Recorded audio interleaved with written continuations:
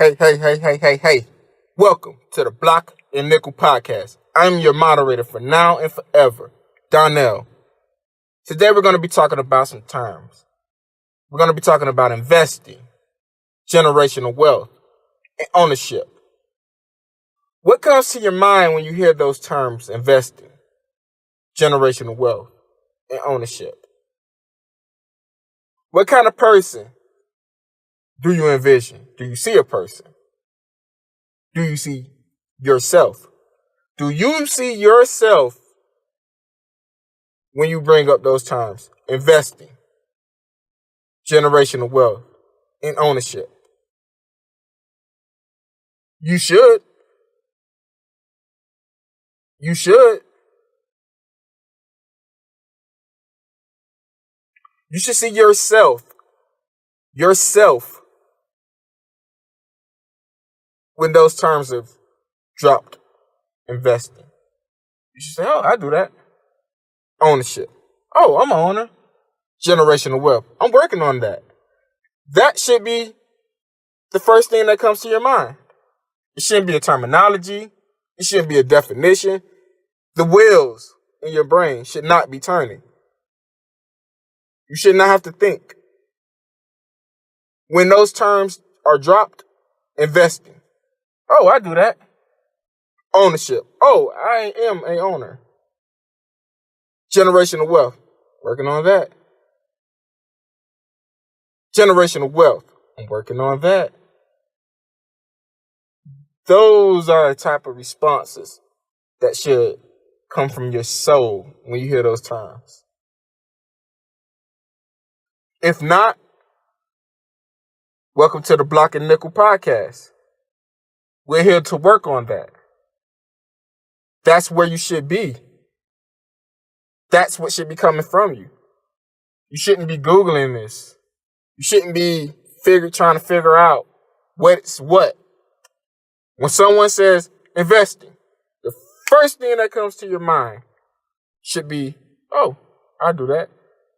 Or it should be something related to you practicing investing. Ownership. It should come to your mind, oh, I'm working on that. Oh, I am an owner. That should be the first thing that comes to your mind. Generational wealth. Same thing. I'm working on that.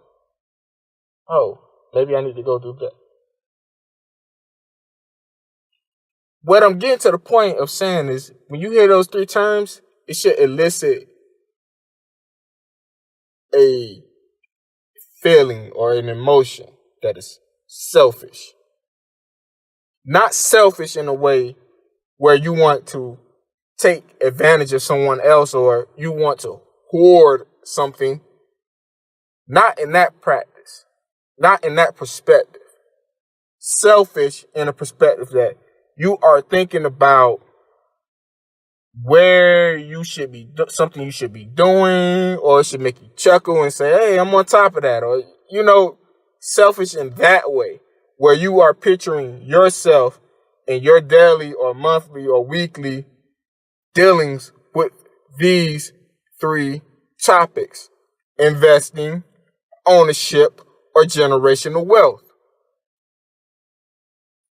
Somewhere along the line, somewhere in history, somewhere in time, we started to fix our minds or prepare our minds to invest for wealth. Investing for wealth. Now, when I say wealth, I'm just talking about an abundance of something. An abundance of time. An abundance of properties. An abundance of financial assets. You see, that's where a lot of people start at.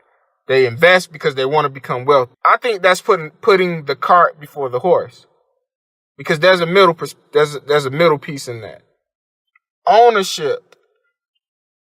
I invest for ownership. I invest for ownership because wealth is a derivative of ownership. wealthy. I may be wealthy in time. I may be wealthy in money. Those are the derivatives of being an owner.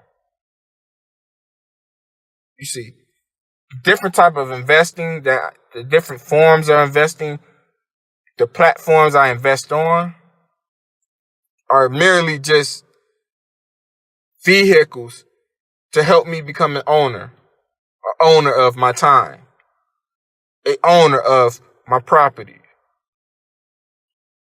a owner of a business. Some people invest for all three.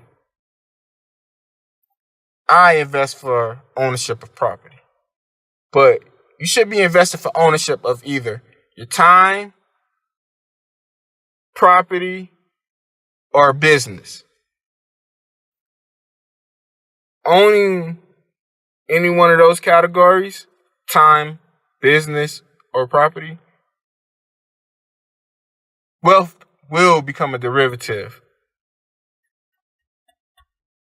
of those owners. And if you don't know, and if you don't know what a derivative is, you could Google that, you can look it up, and it'll make all of this clear.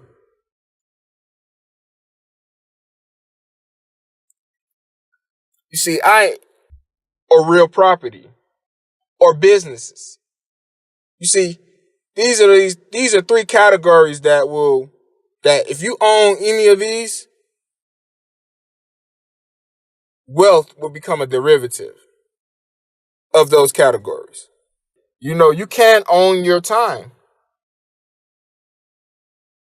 That's capital. That is something that you can't own. A lot of us don't own our time. We have schedules. We have places to be.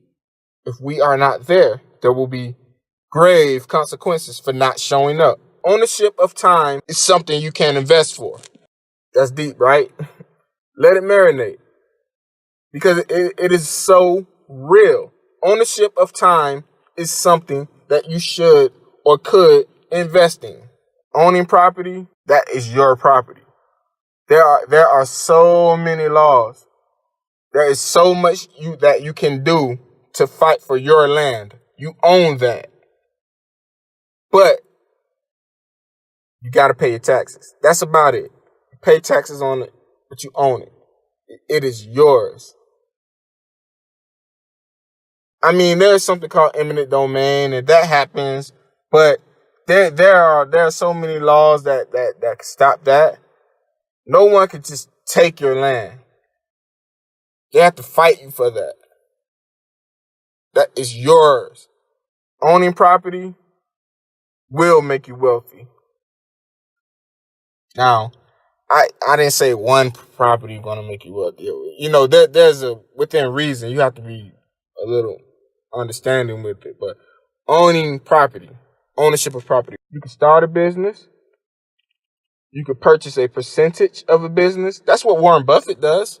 He buys businesses. So he owns a percentage of those companies. You see, that's what buying stocks are all about. People looking at the market and all that stuff like that. But, man, you want to make money in the stock market? Put yourself in this mindset.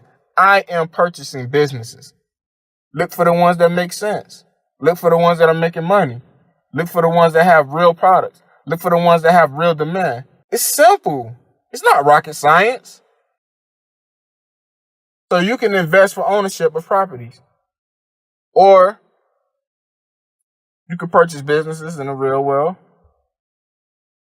There's so many ways you can attack. I invest for ownership because I know that wealth is merely a byproduct of ownership. Wealth is simply an abundance of something. So I don't invest because I want a lot of money. Because I'll let you in on a secret. You don't own your money. The government owns your money. They tell you how to spend it, when to spend it, and how much of it you can carry. So I don't invest for money. I invest for ownership.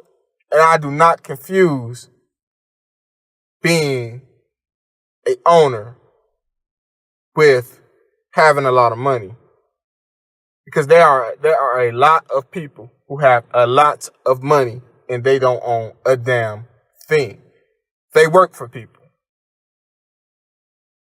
And that's good. Because everyone can't be an owner. Everyone does not want to invest. There's some people that say, hey, I just want to earn an income. The income that I earn will be what generates me my wealth.